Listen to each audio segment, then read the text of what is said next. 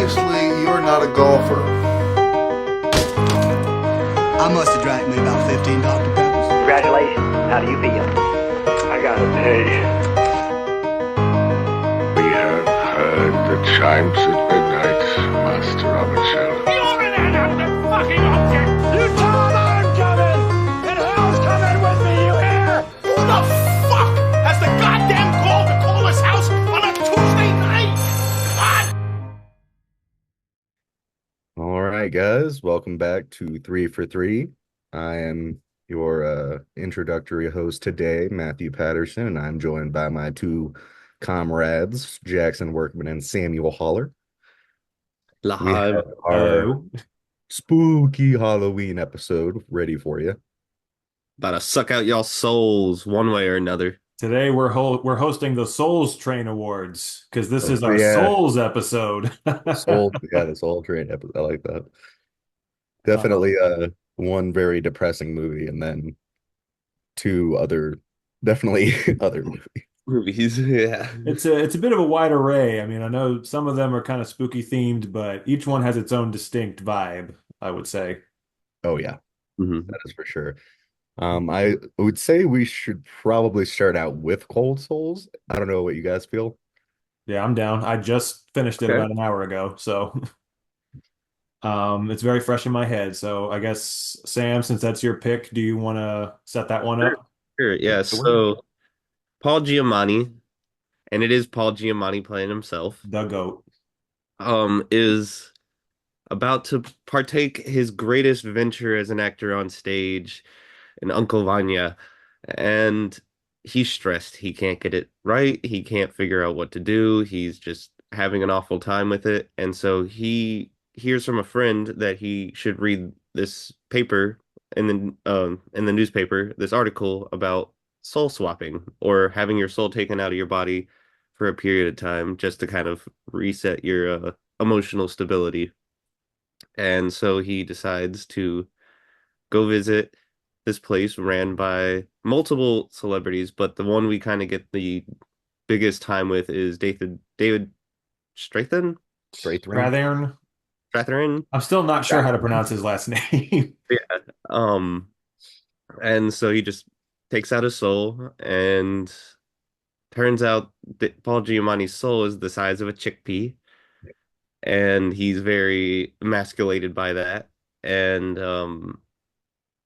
so he starts to like live life with this, and then it's not really clicking how he wants, and so he puts the soul of a Russian poet into his body, and it's very overwhelming, and then realizes that he needs his soul back. But then lo and behold, this soul trafficking company has lost his soul to Russians, and he is on a journey to get back his soul before the play starts. That's it's funny because I had no idea when I started watching it until about 5 minutes in. I think when he's in the waiting room, somebody says, "All right, go on in, Mr. Giamatti." And I was like, wait, is he playing himself? I'm like, this is like odd, and it's such a funny choice to have him actually. I love when movies do that. But so since I just saw it, it's very fresh in my head, and I can say, on Sam's advice, I did not look up anything about this movie. I had very little idea what it was about. I'd never heard of it before. I just knew Paul Giamatti was in it, and I assumed it had something to do with souls. So, and the reason we had this movie in the rotation is because Matt and I both picked movies on our own that had the word souls in the title, and so we told Sam he had to pick one also with souls, so we could do a soul episode. And I'm glad we made that choice, because otherwise, who knows if I ever would have seen this movie, which I thought was fantastic. I assume you guys feel the same way? Mm-hmm. Yeah. Just it's been a while since I've seen a like a low budget indie kind of modern slow burning drama like this. It's been a minute, and I was watching it and I was like, oh, I miss these kinds of movies. I haven't seen one in a while, you know? And it's so creative. It's so, first of all, it's mostly a drama, but there are some moments of some dark comedy in it, that's Al blended Pacino. throughout. Say what? Al Pacino. Yeah, she thought she was getting Al Pacino's soul. Like no female Um, actresses. yeah, yeah, yeah. One of the names they threw out there, the first name was Kevin Spacey. I don't think she wants that soul. I think that would be a very bad soul to have. I did Um, think if he did sell his soul though, that would have been funny. 'Cause that would have yeah, been that was very, very prescient of them. But yeah, I think it was just very. It did a good job of blending those sensibilities, and it did a good job of. I thought it was just very creative. That was my favorite thing about it. Was just I loved the idea of you can take your soul out, you can swap it with someone else, you can just the way they explore those concepts are a lot of fun. And then just the idea, it's one of the most creative things I've seen in a while. The idea of a soul trafficking ring is one of the funniest, most creative things I've seen in a long time. Like an illegal Russian Soviet like soul trafficking ring is just like wow, like props to this writer director who And by Michael Stuhlbarg.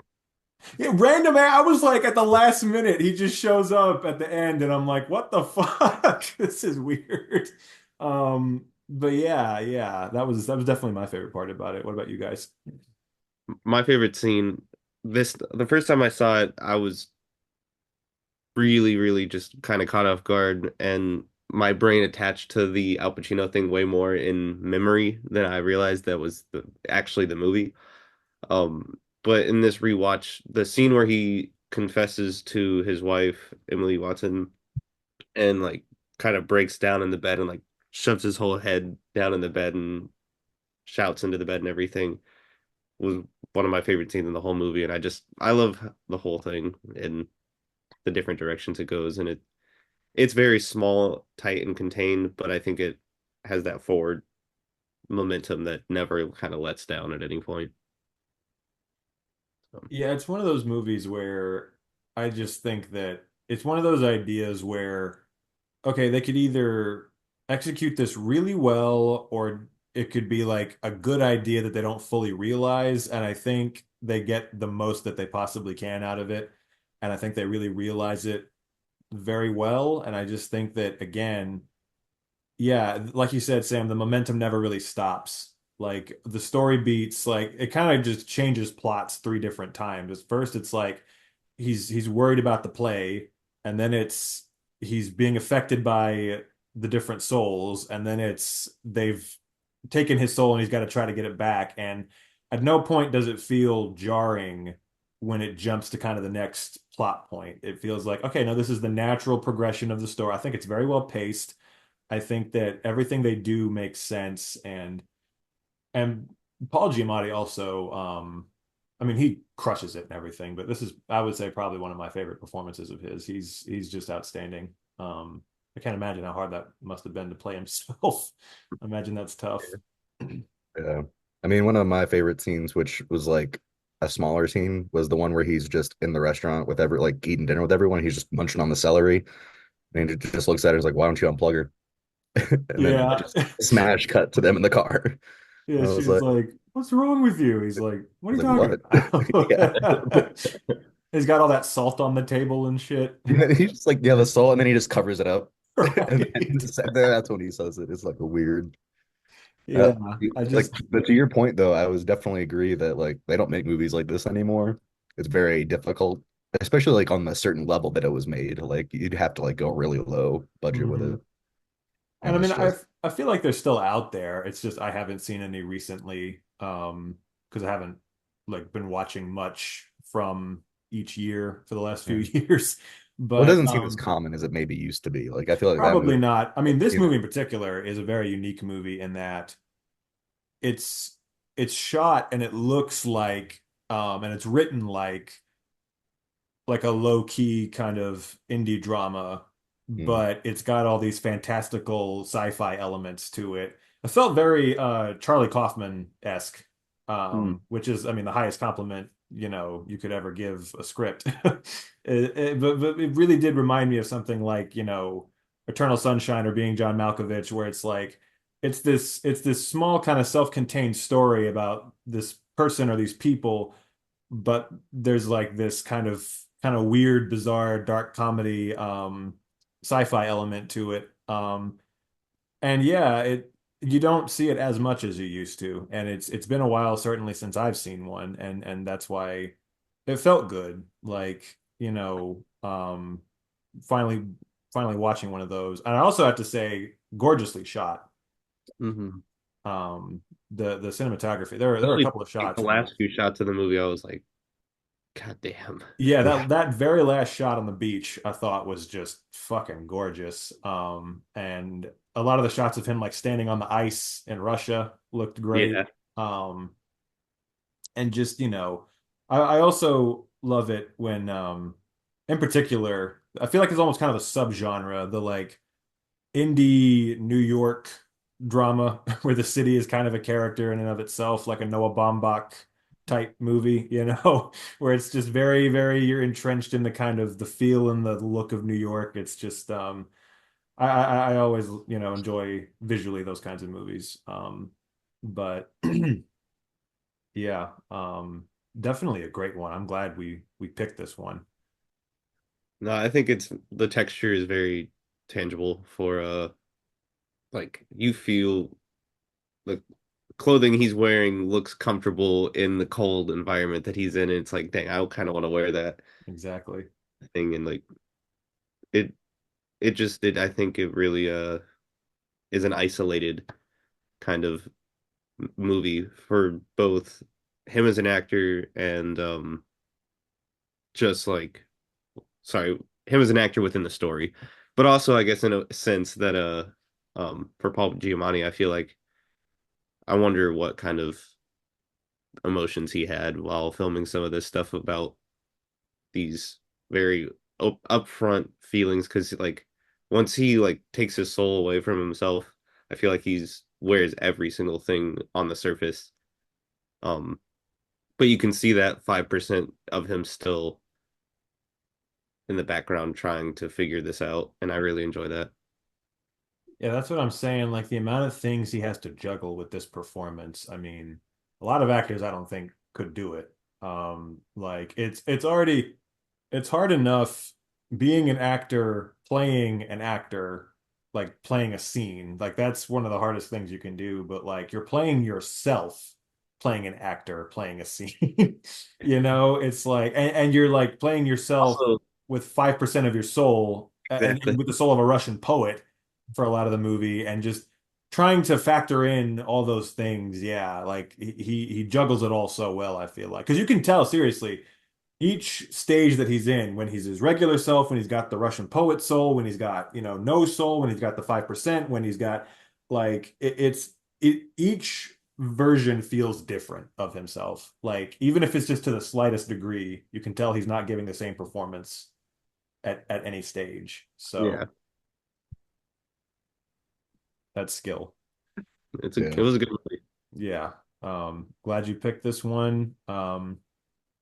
Definitely the kind of movie that makes you think Yeah. about what the soul is and what's in your soul and all that, which is what we How want you to big is think What does your about. soul? soul look like? Actually, that's a even better question. Yes, exactly. What would our souls look like? Would it be a chickpea? Would it be something else? Just be a Who can nug? say? Yeah. Say what? Mine would just be like a nug. It would be little.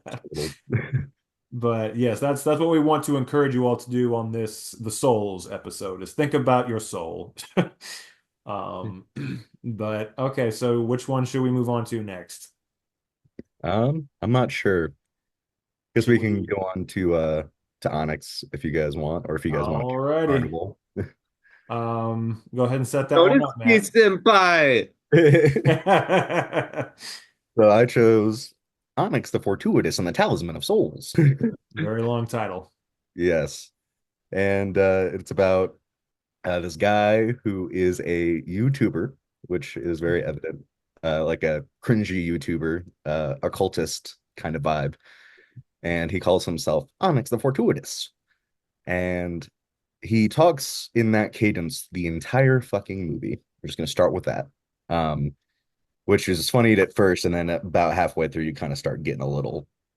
I mean, I don't know how about you guys, but I was like, God damn, I thought he was gonna stop. But anyways, It the was movie pretty for me. basically. I was like, when the fuck is he gonna stop? And it didn't. But I actually did think it was pretty funny for the most part, but uh, and it's about he's kind of a loser in his life, and then he gets an email from one of his idols, Bartok the Great, played by Jeffrey Combs, and he is invited to this mansion with seven other people, or like not seven, but like four other people, something like that, to participate in a occult event thing to kind of bring back a soul kind of thing.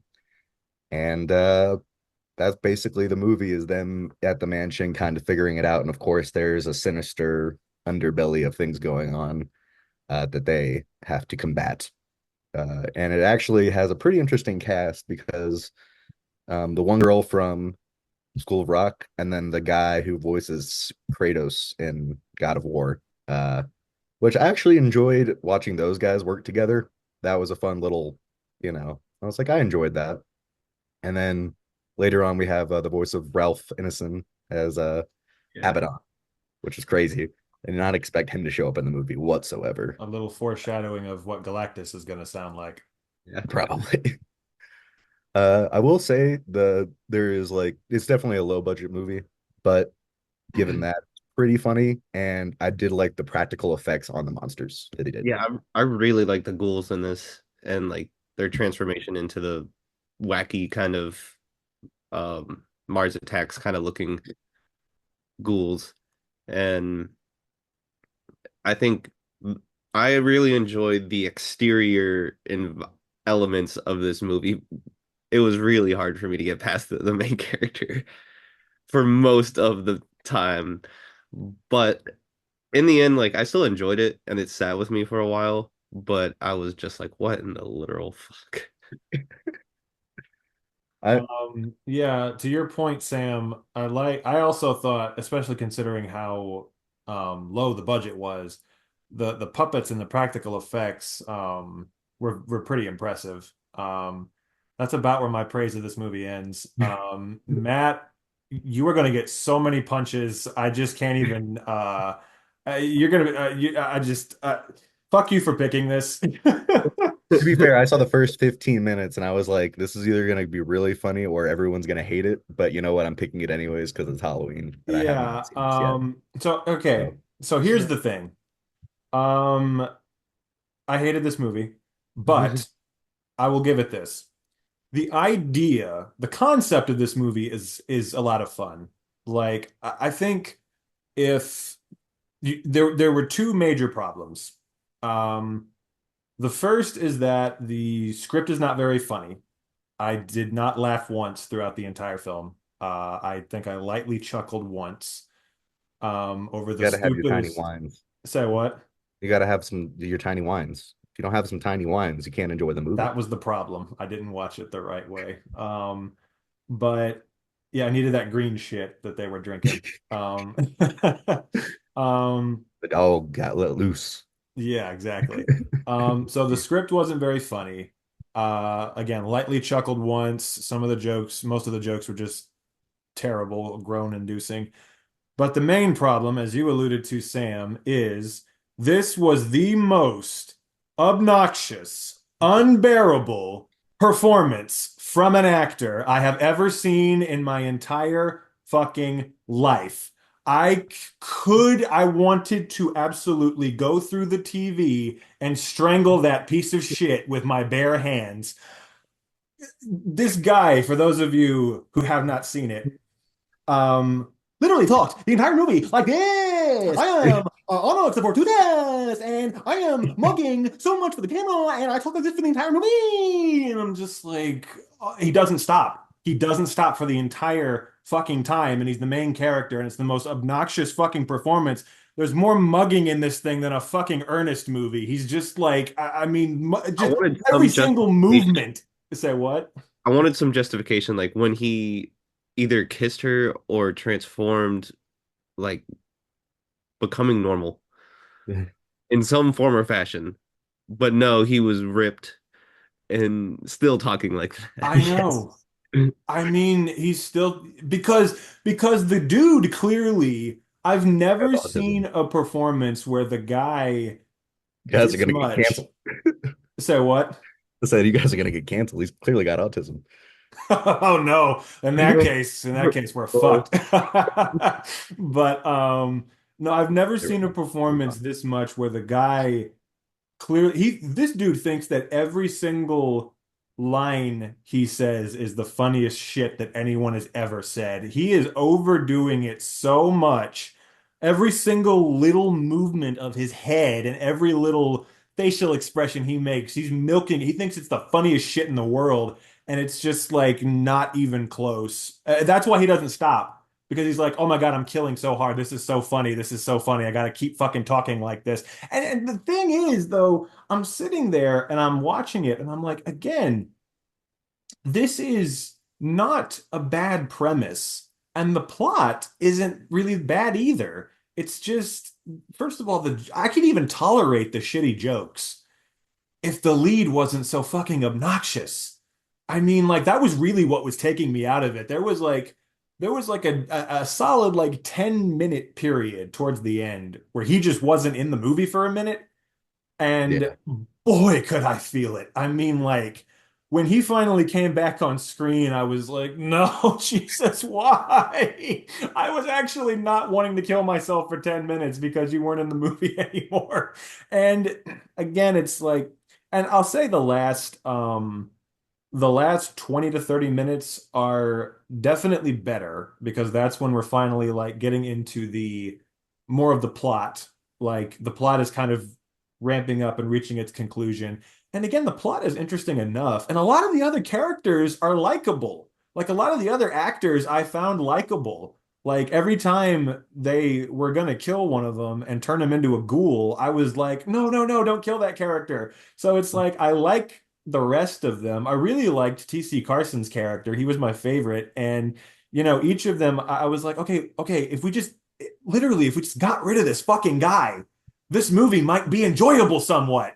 Because this is like a kind of a cute, like, is it the greatest thing ever? Not really, but like this could be like a decent, kind of cute, like, low budget horror movie, but fucking hell, that fucking guy just absolutely killed any enjoyment that I possibly could have gotten out of this thing.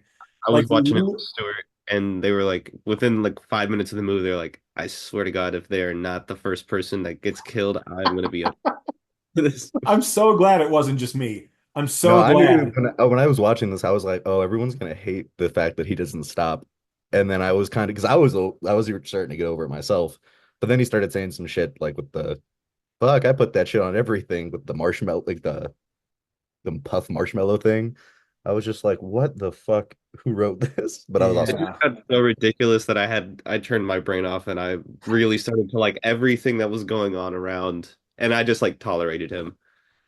But Yeah. also so he wrote it and directed it, of course, and he was a YouTuber that came up with this back in like 2015 as like the character on its own, not even the story.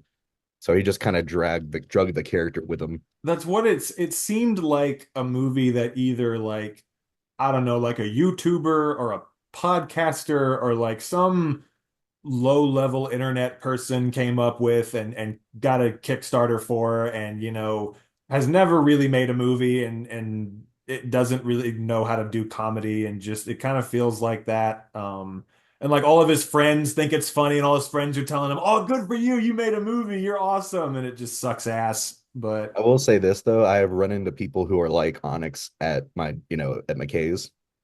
They exist. People talk like that on a regular I basis, and don't want I to think it's see them great. as the main character in a movie. And I was like, oh boy, because he definitely knew. I'm sure the guy's like kind of, he has to be normal. So I'm just like, he knew that he was just making fun of people who are just like this. that's where I needed to also kind of realize like, is this intentional or is this who this guy is? And I I think have he not. knew it was probably insufferable to a degree. I'm just surprised that it went to I Sunday. I But I could be think he was wrong. aware. I genuinely, it felt to me like this dude thought that this was the funniest shit ever and that he was just killing it the whole time. I mean, he was just hamming it up so much, not even just with the stupid voice he was doing, but just like after he would deliver a line, he'd do like three little facial expressions, like he's yeah. And I'm just like, he's milking this so hard. He clearly thinks that this is the funniest shit that anyone has ever done, and that he's just killing it. And again, the rest of the cast is doing such a good job. You've got like professional actors like T.C. Carson and Jeffrey Combs who are like doing a great job with their characters. And then you look at every single supporting character in the movie and you're like, okay, you are all infinitely more talented and likable than the lead dude. Like why are you supporting this guy? Like he should be supporting you. He should be the first one killed. Like Stewart said, he's the first one to go. But no, it's just, I mean, and it didn't take long. I mean, within about 5 minutes, I was like, is he gonna keep talking like this the entire fucking movie? And Well, see, when I too at the end when he like turned, I thought he was gonna like go back to, complete normalcy, kind of like do a full switch. That might have been a better move, but no. no, because obviously it's so funny. Why would he stop doing it? Oh my God, he's been crushing so hard. Why would he stop? I mean, it's so fucking hilarious. Why would he talk normal? That's not funny. Like, ugh. Yeah. This one was a fucking pain to get through. I mean, after a while, I was just like, again, in the last 20 to 30 minutes, it was significantly less painful. But because again, I did think the plot was interesting, and I did think that a lot of the other characters kind of carried it. But I mean, fucking hell, man. That talk about just one or two bad things tanking a movie. I mean, truly. On to better things. On to better things. Yes, after in between the first one and the last one, we had that abomination. It itself was unholy, if you will. But at the end, the light at the end of the tunnel was my pick, which was Carnival of Souls, the classic cult 1962 horror film, which is about a woman who is in a car accident, and her friend is racing these guys, and they go over a bridge, and these guys run her and her friend off of the bridge, and they crash into the lake, and everyone in the car is killed except for her. Somehow she mysteriously, after 3 hours of no one being able to find her, comes out of the lake, and no one can understand how. But she's traumatized by the whole thing, and so she leaves town, gets a job as a church organist, moves into a boarding house or whatever that place is, in a house for rent, whatever it was, um, and is trying to start her life over. But there's this ghoulish figure who is stalking her and terrorizing her, and she can't seem to get away from him. And she's also drawn to a mysterious abandoned carnival on the outskirts of town. And we find out why over the course of the movie.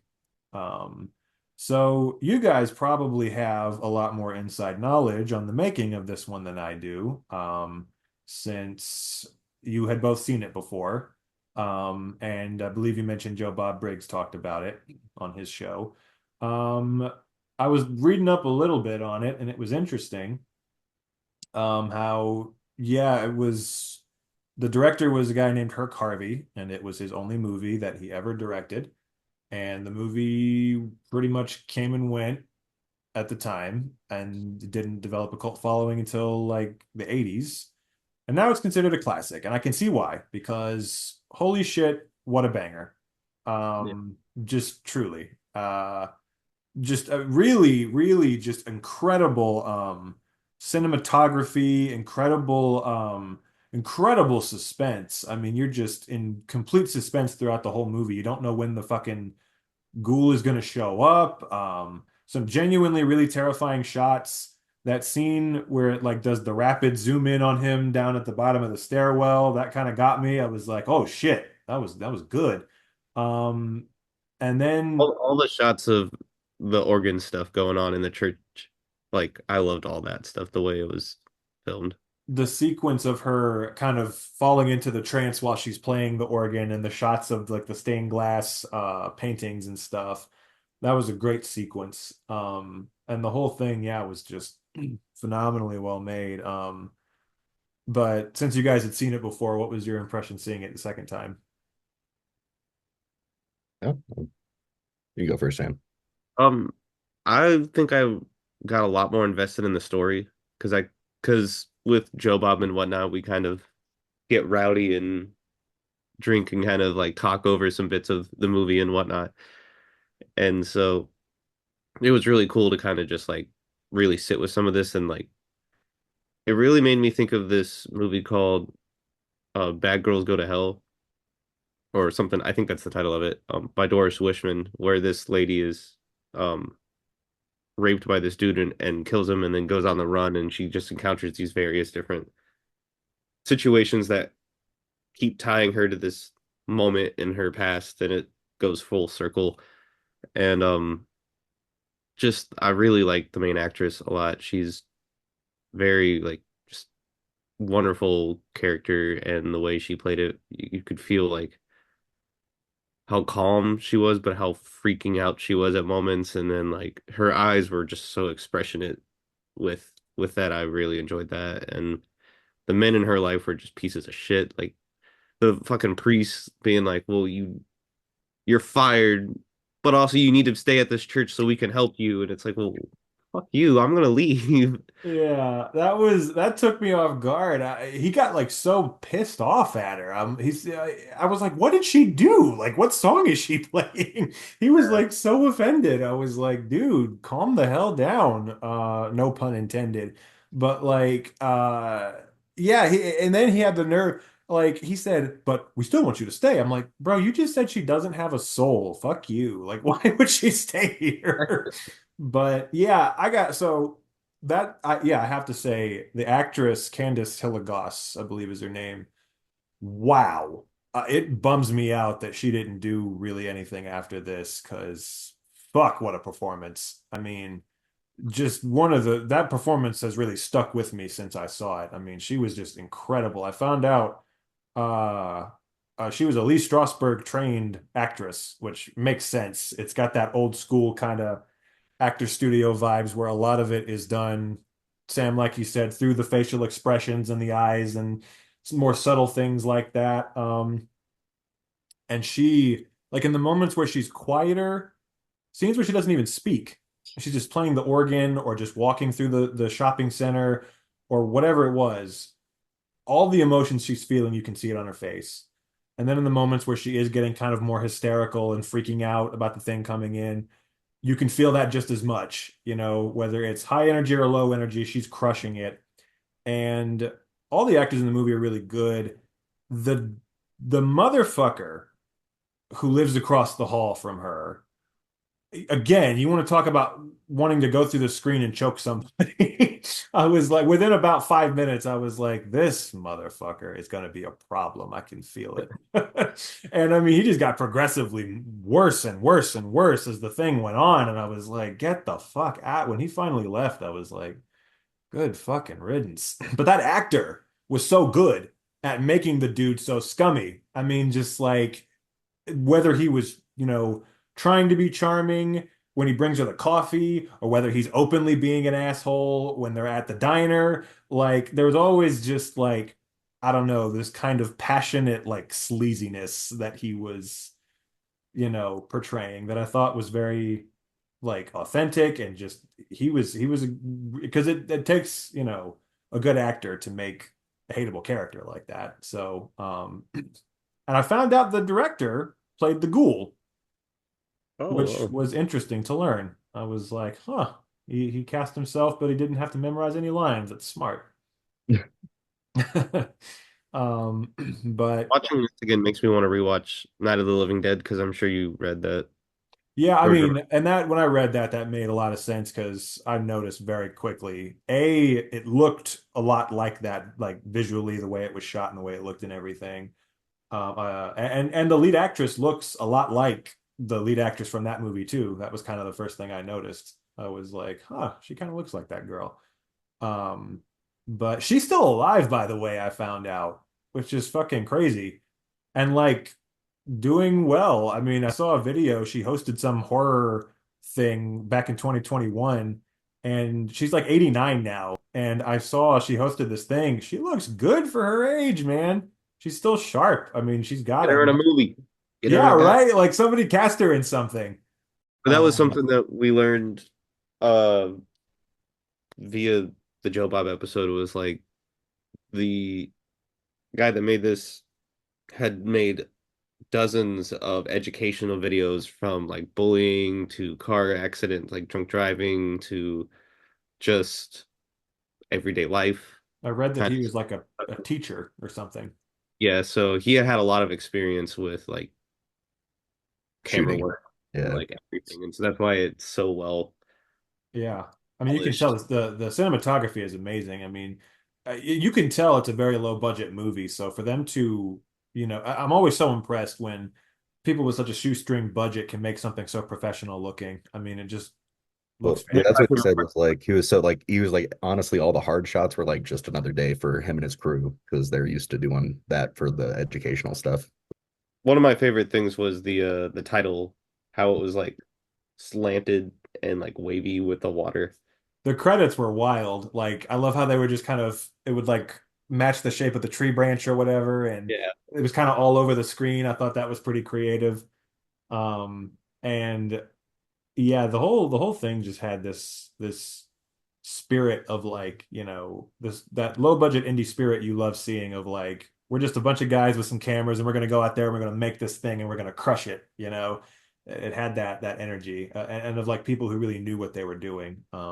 Yeah, the I really think that again, just the enough can't be said about just the use of just slow, like atmospheric tension building like this. I Mhm. mean, some of the best I've ever seen in a horror movie. Just really, because so much of it is just you following her and not really a lot is always happening, but you're still just in so much suspense, because you're like any moment the ghoul could show up or something could happen, or you know she and you're like waiting and waiting and waiting to see like what is at the carnival, like what is it that is drawing her out there. It gets you so invested, and why is this happening, and just you're so along for the ride. And I read that apparently his biggest inspiration for the style of the movie was Ingmar Bergman, Hmm. which makes sense. He's someone who this year I finally started getting into. I've seen three of his movies, and I can very much see the inspiration both visually and tonally, because the most recent movie of his I saw was Through a Glass Darkly, which was very similar to this in that that's also a very kind of minimalist movie where there's just a lot of long shots of people just walking, and like it's very psychological, dealing with trauma and the after effects of it. And there's only a conversation when there needs to be, and it's not always super wordy. They're just saying what they need to say, but so much emotion and backstory is conveyed through the conversations. So I can definitely see that that's where he got the inspiration from. And seeing that applied to like a horror I movie need to like this really was what's cool. that called again? What's that? Movie you were talking about, the Bergman film? I need to see it because Through a Through a glass glass darkly. darkly. I've not seen any Bergman films at all, and I need to. Neither had I at the start of this year, and it's been an interesting journey. I think all of them I've seen so far have been on Max. So they Okay. got a lot of foreign shit on there. So it's good for that. But yeah, and I would recommend that one a lot as well, by the way. But yeah, just overall, just an incredibly well made. It sucks that the guy never did another movie. I mean, can you imagine like what he would have done if he had gotten a chance to do more stuff? I mean, I'm glad at least that he lived to see the reevaluation of the movie as a classic. That's cool. Um, but yeah, it's like one of those deals. It's like, what could have been if he had gotten another shot. Yeah, I don't know. I didn't really look into it, but I wonder if he chose not to do another one or if they just didn't let him make another one because Carnival of Souls didn't do that well. I was looking it up, and he tried to make other things. Like he wrote at least one other script, and tried to get it made, but yeah, just bullshit, Hollywood bullshit. The studios or whoever just wouldn't let him make it. Hmm. Or at least not the way he wanted to. So, You got to but contact the estate and then make that movie. There you go. Yeah, buy find the that, rights. dig up that script and yeah, get it made somehow. Turns out it's buried with him, and you have to like grave rob him to get it. Just like they were Kind of doing in the Onyx. Carnival of Souls 2. Carnival of Souls 2 Electric Boogaloo. Yep. Um, They did dance at the end, so that would fit.